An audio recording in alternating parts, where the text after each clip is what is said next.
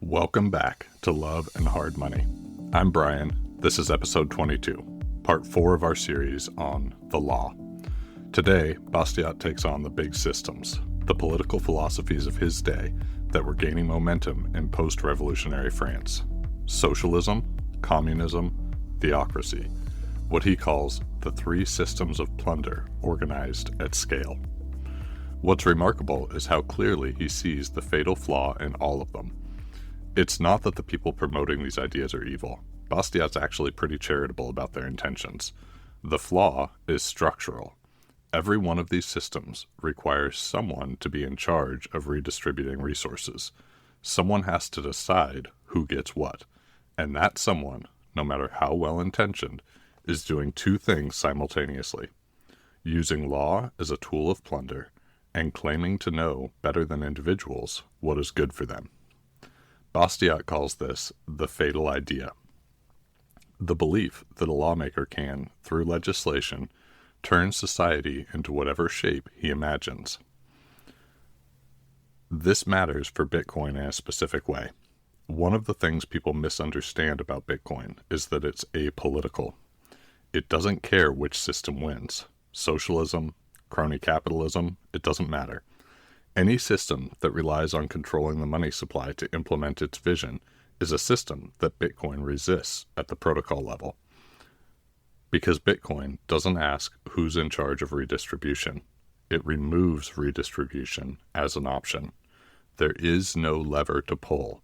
There is no fatal idea that can be encoded into the money itself. That's not anarchy, or maybe it is. It's rules without rulers. That's Bastiat's proper law, built into software. Okay, let's read. The law can only produce one of these results: partial plunder. This is the system that prevailed so long as the elective privilege was partial, a system that is resorted to avoid the invasion of socialism. Universal plunder.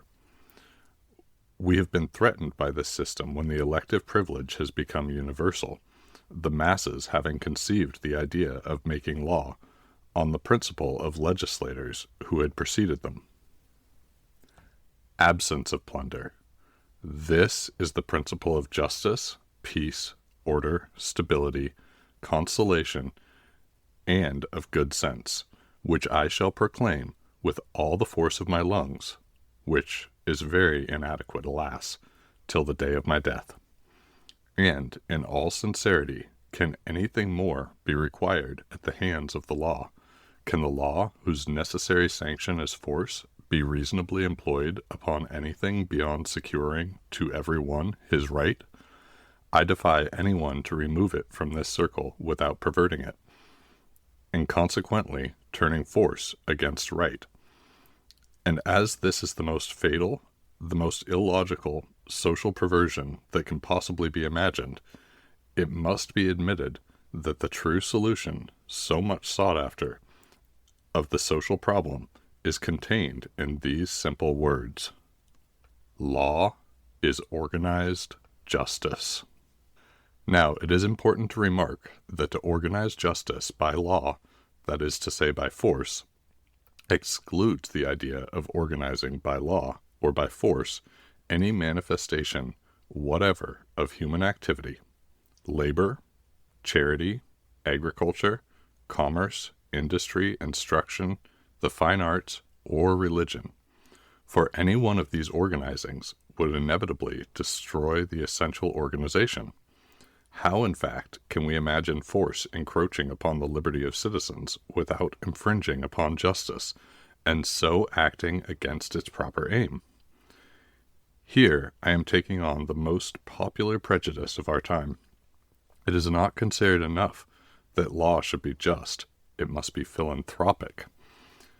It is not sufficient that it should guarantee to every citizen free and inoffensive exercise of his faculties applied to his physical, intellectual, and moral development. It is required to extend well-being, instruction, and morality directly over the nation. This is the fascinating side of socialism. But, I repeat it, these 2 missions of the law contradict each other. We have to choose between them. A citizen cannot at the same time be free and not free. Mr. de Lamartine wrote to me one day thus: "Your doctrine is only half of my program. You have stopped at liberty. I go on to fraternity." I answered him, "The second part of your program will destroy the first." And in fact, it is impossible for me to separate the word fraternity from the word voluntary. I cannot possibly conceive fraternity legally enforced without liberty being legally destroyed, and justice legally trampled underfoot. Legal plunder has two roots. One of them, we have already seen, is in human greed. The other is in misconceived philanthropy. Before I proceed, I think I ought to explain myself upon the word plunder. I do not take it, as it is often taken, in a vague, undefined, relative, or metaphorical sense. I use it in its scientific acceptation and as expressing the opposite idea to property. When a portion of wealth passes out of the hands of him who has acquired it, without his consent and without compensation, to him who has not created it, whether by force or by artifice, I say that property is violated, that plunder is perpetrated. I say that this is exactly what the law ought to repress, always and everywhere. If the law itself performs the action it ought to repress, I say that plunder is still perpetrated, and even, in a social point of view, under aggravated circumstances. In this case, however, he who profits from the plunder is not responsible for it. It is the lawgiver, society itself. And this is where the political danger lies. It is to be regretted that there is something offensive in the word. I have sought in vain for another, for I would not wish at any time, and especially just now, to add an irritating word to our disagreements. Therefore, whether I am believed or not, I declare that I do not mean to impugn the intentions nor the morality of anybody. I am attacking an idea that I believe to be false, a system that appears to me to be unjust. And this is so independent of intentions that each of us profits by it without wishing it, and suffers from it without being aware of the cause. Any person must write under the influence of party spirit or of fear who would call into question the sincerity of protectionism, of socialism, and even of communism, which are one and the same plant in three different periods of its growth. All that can be said is that plunder is more visible by its partiality and protectionism, and by its universality and communism. Whence it follows that, of the three systems, socialism is still the most vague, the most undefined, and consequently the most sincere. Be that as it may, to conclude that legal plunder has one of its roots in misconceived philanthropy is evidently to put intentions out of the question. With this understanding, let us examine the value, the origin, and the tendency of this popular aspiration, which pretends to realize the general good by general plunder. The socialists say, since the law organizes justice, why should it not organize labor, instruction, and religion? Why? Because it could not organize labor, instruction, and religion without disorganizing justice. For remember that law is force, and that consequently the domain of the law cannot properly extend beyond the domain of force. When law and force keep a man within the bounds of justice, they impose nothing upon him but a mere negation. They only oblige him to abstain from doing harm. They violate neither his personality, his liberty, nor his property. They only guard the personality, the liberty, the property of others. They hold themselves on the defensive. They define the equal right of all. They fulfill a mission whose harmlessness is evident, whose utility is palpable, and whose legitimacy is not to be disputed. This is so true that, as a friend of mine once remarked to me, to say that the aim of the law is to cause justice to reign is to use an expression that is not rigorously exact. It ought to be said that the aim of the law is to prevent injustice from reigning. In fact, it is not justice that has an existence of its own. It is injustice. The one results from the absence of the other. But when the law, through the medium of its necessary agent, force, imposes a form of labor, a method or subject of instruction, a creed, or a worship, it is no longer negative. It acts positively upon men. It substitutes the will of the legislator for their own will, the initiative of the legislator for their own initiative. They have no need to consult, to compare, to foresee. The law does all of that for them. The intellect is, for them, a useless encumbrance. They cease to be men. They lose their personality, their liberty, their property. Try to imagine a form of labor imposed by force that is not a violation of liberty. A transmission of wealth imposed by force that is not a violation of property. If you cannot succeed in reconciling this, you are bound to conclude that the law cannot organize labor and industry without organizing injustice. When, from the seclusion of his office, a politician takes a view of society, he is struck with the spectacle of inequality that presents itself. He mourns over the suffering that there are the lot of so many of our brethren suffering, under whose aspect is rendered yet more sorrowful by the contrast of luxury and wealth. He ought perhaps to ask himself whether such a social state has not been caused by the plunder of ancient times, exercised in the way of conquests, and by plunder of more recent times, effected through the medium of laws.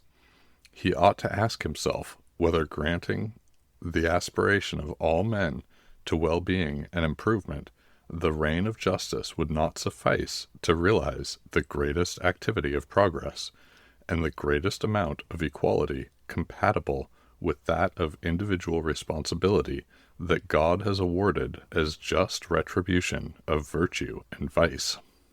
He never gives this a thought. His mind turns towards combinations, arrangements, legal factions, organizations. He seeks the remedy in perpetuating and exaggerating what has produced the evil.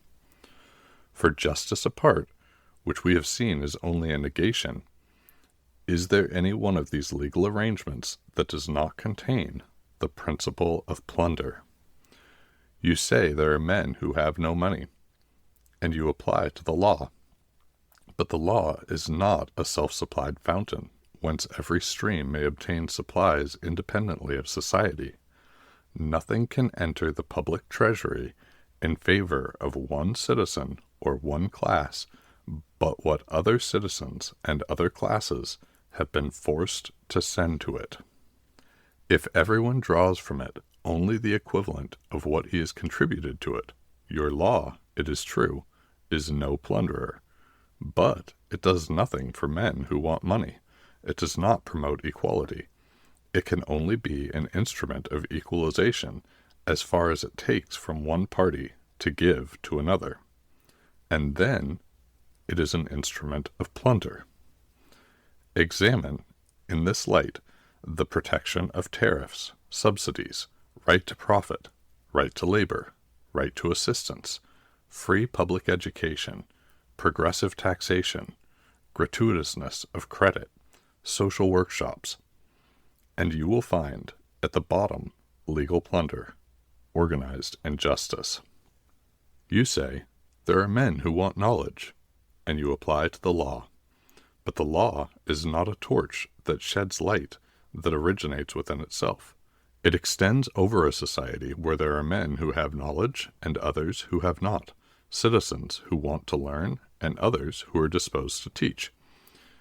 It can only do one of two things: either allow a free operation of this kind of transaction, i.e., let this kind of want satisfy itself freely, or else preempt the will of the people in the matter, and take from some of them sufficient to pay professors commission to instruct others for free. But in this second case, there cannot fail to be a violation of liberty and property, legal plunder. You say, here are men who are wanting in morality or religion, and you apply to the law. But law is force, and need I say how far it is a violent and absurd enterprise to introduce force in these matters? As the result of its systems and its efforts, it would seem that socialism, notwithstanding all its self-complacency, can scarcely help perceiving the monster of legal plunder. But what does it do? It disguises cleverly from others, and even from itself, under the seductive names of fraternity, solidarity, organization, association. And because we do not ask so much at the hands of the law, because we only ask it for justice, it alleges that we reject fraternity, solidarity, organization, and association, and they brand us with the name of individualists. We can assure them that what we repudiate is not natural organization, but forced organization. It is not free association, but the forms of association that they would impose upon us. It is not spontaneous fraternity, but legal fraternity. It is not providential solidarity, but artificial solidarity, which is only an unjust displacement of responsibility. Socialism, like the old policy from which it emanates, confounds government and society, and so, every time we object to a thing being done by government, it concludes that we object to its being done at all. We disapprove of education by the state, then we are against education altogether. We object to a state religion, then we would have no religion at all. We object to an equality which is brought about by the state, then we are against all equality, etc., etc. They might as well accuse us of wishing men not to eat, because we object to the cultivation of corn by the state. How is it that the strange idea of making the law produce what it does not contain, prosperity in a positive sense, wealth, science, religion, should ever have gained ground in the political world? The modern politicians, particularly those of the social, a more strange, a more presumptuous notion, could never have entered a human brain. They divide mankind into two parts. Men in general, except one, form the first. The politician himself forms the second, which is by far the most important. In fact, they begin by supposing that men are devoid of any principle of action, and of any means of discernment in themselves, that they have no initiative, that they are inert matter, passive particles, atoms without impulse, at best vegetation indifferent to its own existence, susceptible of assuming, from the exterior will and hand of an infinite number of forms, more or less symmetrical, artistic, and perfected. Moreover, every one of these politicians does not hesitate to assume that he himself, under the names of organizer, discoverer, legislator, institutor, or founder, this will and hand, this universal initiative, this creative power whose sublime mission it is to gather together these scattered materials, that is, men, into society. Starting from these data, as a gardener, according to his caprice, shapes the trees into pyramids, parasols, cubes, cones, vases, espaliers, distaffs, or fans, so the socialist, following his chimera, shapes poor humanity into groups, series, circles, subcircles, honeycombs, or social workshops, with all kinds of variations. As the gardener, to bring his trees into shape, needs hatchets, pruning hooks, saws, and shears, so the politician, to bring society into shape, needs the forces which he can only find in the laws, the law of tariffs, the law of taxation, the law of assistance, and the law of education. Okay, we're going to wrap up there for today. If you're enjoying Love and Hard Money, let me know what's working and what I can improve. I'm committed to making each episode incrementally better than the last. Thanks for following along.